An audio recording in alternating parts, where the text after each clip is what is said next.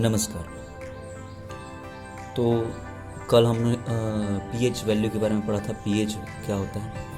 आज हम लोग पढ़ेंगे पीएच का जो इम्पोर्टेंस क्या है हमारे एवरीडे लाइफ में, importance of pH in everyday life. सबसे पहला आपके बुक में दिया है, are plants and animals pH sensitive. Generally जो पीएच नॉर्मल बॉडी का जो पीएच रेंज होता है वो 7.0 से लेकर के 7.8 तक होता है ना। ये है नॉर्मल बॉडी का पीएच रेंज, ठीक है। लेकिन जब कभी एसिड रेन वगैरह होता है, एसिड रेन के बारे में सुने होंगे। एसिड रेन होता है जब हम लोग बहुत ज़्यादा क्या बोलते हैं कि पॉल्यूशन वगैरह फैला है, जहाँ पर जिस एरिया में बहुत ज़्यादा पॉल्यूशन है, टॉक्सिक गैसेज जैसे कार्बन डाइऑक्साइड, कार्बन मोनोऑक्साइड है ना, नाइट्रोजन डाइऑक्साइड, सल्फर डाइऑक्साइड, ये सब सारे के सारे जो हैं ये एटमॉस्फेयर में चले जाते हैं और एटमॉस्फेयर में जा कर के वाटर के साथ कंबाइन होते हैं।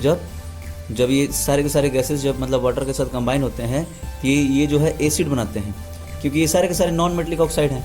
और नॉन मेटलिक ऑक्साइड जब वाटर मॉलिक्यूल के साथ कंबाइन होगा, वाटर ड्रॉपलेट्स तो हैं ही, है ना, एटमॉस्फेयर में वाटर ड्रॉपलेट्स तो पहले से हैं, वही वाटर मॉलिक्यूल्स के साथ जब ये कंबाइन होंगे तो एसिड बनाएंगे।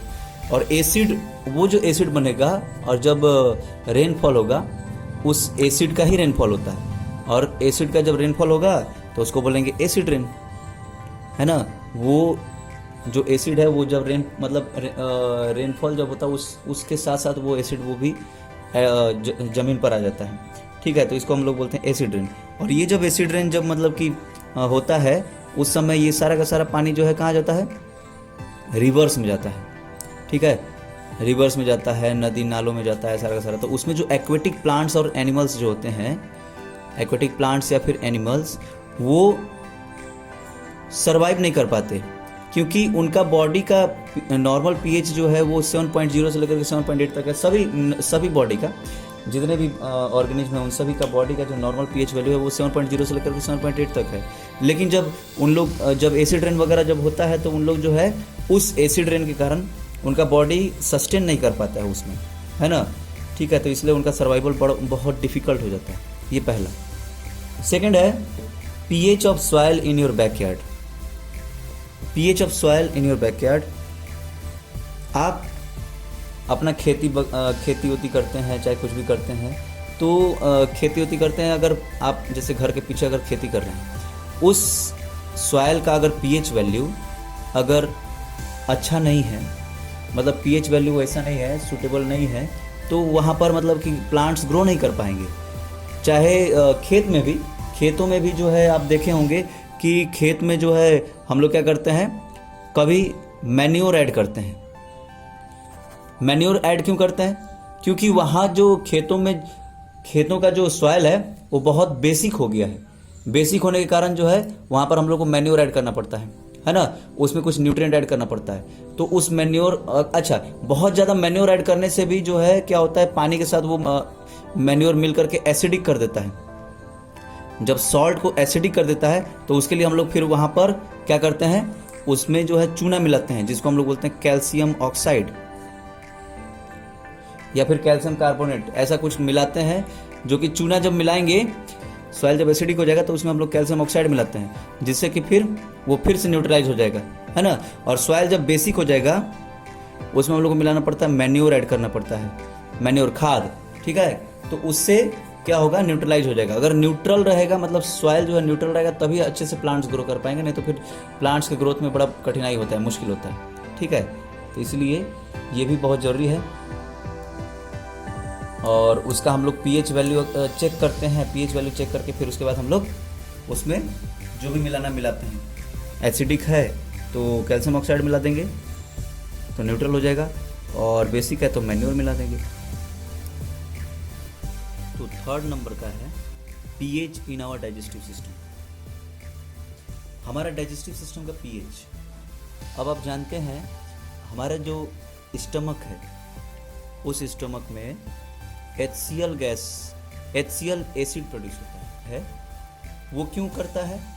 क्योंकि हम जो भोजन लेते हैं उसको एसिडिक मीडियम प्रोवाइड करता है, ताकि उसमें जो है ज़्यादा जो माइक्रो ऑर्गेनिज्म हैं वो सब नहीं, मतलब कि उसमें रह सके, है ना, माइक्रोब्स वगैरह सब मारे जाएं। तो कभी कभी क्या होता है, हमारे स्टमक में HCl ज़्यादा प्रोड्यूस होने लग जाता है। कब होता है ऐसा? जब हम लोग ज़्यादा बहुत सारा ऑयली या फिर कुछ ऐसा स्पाइसी खाते हैं ना, बहुत ज़्यादा तेल मसाला वाला खाते हैं, तो उस समय फिर HCl जो है ज़्यादा प्रोड्यूस होता है। उस वो जब HCl ज़्यादा प्रोड्यूस होगा तो फिर क्या होगा, एसिडिटी हो जाएगा, है ना, एसिडिटी हो जाएगा। ऑयली स्पाइसी सब खाएंगे तो फिर मतलब ज़्यादा HCl प्रोड्यूस होगा, उससे एसिडिटी हो जाएगा। उस एसिडिटी को कंट्रोल करने के लिए हम लोग क्या करते हैं, वहाँ पर मिल्क ऑफ मैग्नीशिया यूज करते हैं।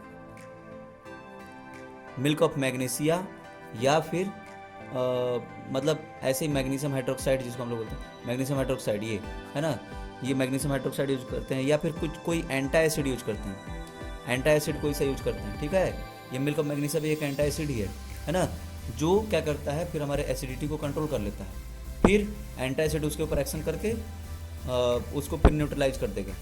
तो हम लोग जो है दर्द वगैरह से थोड़ा मतलब राहत मिल जाता है हम लोग को, है ना। तो ये है pH of our digestive system. फिर अगला है pH change as the cause of tooth decay. अब हम बताते हैं टूथ डीके क्या होता है। आप लोग जानते होंगे दांत सड़ जाता है, तो दांत जो सड़ता है क्यों होता है ऐसा? हमारे माउथ का pH वैल्यू, जब pH वैल्यू 5.5 से जब लोअर डाउन होता है तो क्या होता है, हमारा क्या बोलते हैं, तो हमारे दांत जो है कैल्शियम फॉस्फेट से बना होता है, ठीक है। और हमारे माउथ का जब pH वैल्यू 5.5 से कम होता है, कब होता है ऐसा? जब क्या बोलते हैं, कोई मतलब हम लोग जो भोजन लिए तो दांतों में कभी कभी फंस गया, तो वहाँ जो है कुछ जो बैक्टीरिया है वही उसके ऊपर एक्शन करेंगे और एक्शन करके फिर एसिड प्रोड्यूस करेंगे।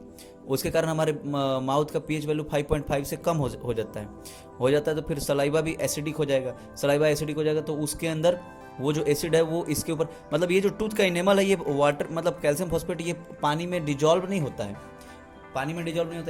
इसीलिए तो क्या होता है कि दांत कभी मतलब पानी कितना भी हम लोग यूज करते हैं तो उससे दांत जो है कभी सड़ता गलता कुछ नहीं है।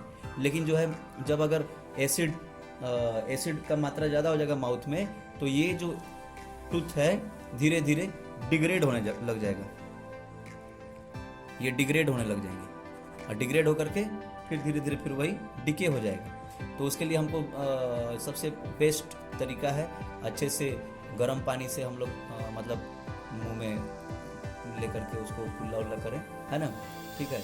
और फिर उसके बाद क्या बोलते हैं कि इसका यूज करें, ये टूथपेस्ट वगैरह का यूज करें। टूथपेस्ट जो है एक तरह से मतलब वो एसिडिक मीडियम को फिर वो न्यूट्रलाइज कर देता है। कुछ एनिमल्स हैं, कुछ इंसेक्ट्स हैं, वो केमिकल वारफेयर करते हैं, सेल्फ डिफेंस करते हैं केमिकल वारफेयर से, है ना। वो अपना सेल्फ डिफेंस करते हैं केमिकल वारफेयर से। कैसे? ये भी पीएच का एक इम्पॉर्टेंट रोल है उनका। उनके अंदर जैसे ये आप देखे होंगे बी, है ना, हनी बी मधुमक्खी, ठीक है, वैस्प, ठीक है, ये सब निटल,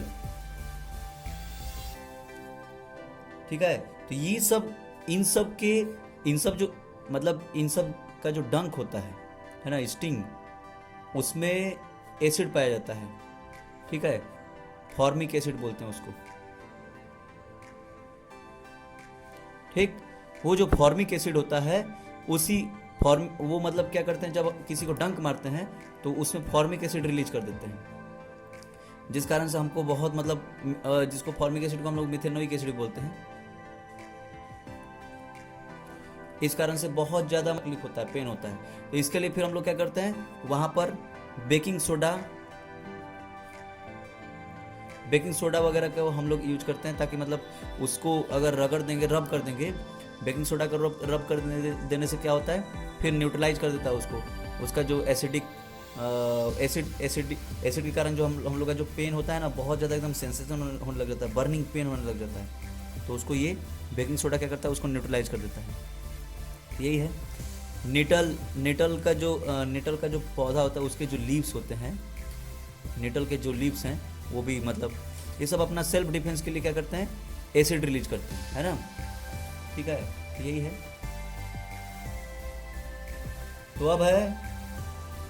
अब जैसे कुछ एसिड का ये नाम दिया हुआ है, इसके बारे में पहले बता दिया गया है आप लोगों को कि विनेगर है, विनेगर में एसिटिक एसिड पाया जाता है, सावर मिल्क है उसमें लैक्टिक एसिड पाया जाता है, ऑरेंज में साइट्रिक एसिड पाया जाता है, जितने भी साइट्रस फ्रूट्स हैं उन सब में साइट्रिक एसिड पाया जाएगा। लेमन है, लेमन में भी साइट्रिक एसिड पाया जाएगा। टेमराइंड है उसमें टार्टरिक एसिड। एंट जब चींटी जब काटती है तो फिर उसमें मेथेनोइक एसिड या फिर कोई भी ये निटल स्टिंग वगैरह है ना, निटल के स्टिंग में, डंक में, और फिर उसके बाद ये आपको ये हनी बी वगैरह सब के जो है डंक में मेथेनोइक एसिड। टोमेटो है उसमें ऑक्जेलिक एसिड, जो आपका ये स्पिनच होता है उसमें भी ऑक्जेलिक एसिड पाया जाता है। तो यही सब है। अब क्वेश्चन है, you have two solutions A and B, the pH of solution A is 6 and pH of solution B is 8. Which solution has more hydrogen ion concentration? A का जो A का pH है वो 6 है और B का जो है 8 है, तो हाइड्रोजन आयन कंसंट्रेशन किस में ज़्यादा होगा? इसमें ज़्यादा होगा, क्योंकि जितना कम रहेगा उसमें हाइड्रोजन आयन कंसंट्रेशन उतना ही ज़्यादा होगा। और कह रहा है कि which of this is acidic and which one is basic, तो ये एसिडिक होना चाहिए क्योंकि इसका pH वैल्यू 7 से कम है, और ये बेसिक हो जाएगा क्योंकि इसका pH वैल्यू 7 से ज़्यादा है। Question number 2, what does the effect of concentration of H+ ion have on the nature of the solution? मतलब H+ आयन का कंसंट्रेशन का क्या उसके सॉल्यूशन के ऊपर क्या इफेक्ट पड़ता है? तो H+ आयन जितना ज़्यादा मतलब कि ज़्यादा रहेगा कंसंट्रेशन तो उतना एसिडिक होगा। H+ आयन अगर ज़्यादा है ना, अगर मोर है, ज़्यादा है तो एसिडिक, ठीक है, और अगर H+ आयन कम है, लेस है, तो बेसिक हो जाएगा। ये है। फिर do basic solution also have H+ ion concentration? If yes then why are these basic? उसमें H+ आयन होता है लेकिन बहुत कम होता है क्योंकि OH- आयन ज़्यादा होता है, और OH- आयन ज़्यादा होता है तो उसका इफेक्ट ज़्यादा रहता है ना। और वैसे H+ आयन डिसोसिएट नहीं हो पाता है उसमें, है ना। जब वाटर में हम लोग डिजॉल्व करेंगे तो उसको H+ आयन हम लोग डिसोसिएट नहीं कर पाते हैं, तो इसलिए वो बेसिक होता है। और चौथा question, under what soil condition do you think a farmer would treat the soil of the field with quick lime? ये तो बता ही दिए थे, क्विक लाइम से कब? जब एसिड सॉइल बहुत ज़्यादा एसिडिक हो जाएगा तो उसके लिए क्विक लाइम या फिर स्लैक्ड लाइम, है ना, और या फिर चौक यानी कि कैल्शियम कार्बोनेट, इससे किया जाता है। तो ये हो गया आपका। अब सॉल्ट के बारे में हम लोग बाद में पढ़ेंगे। नमस्कार, धन्यवाद।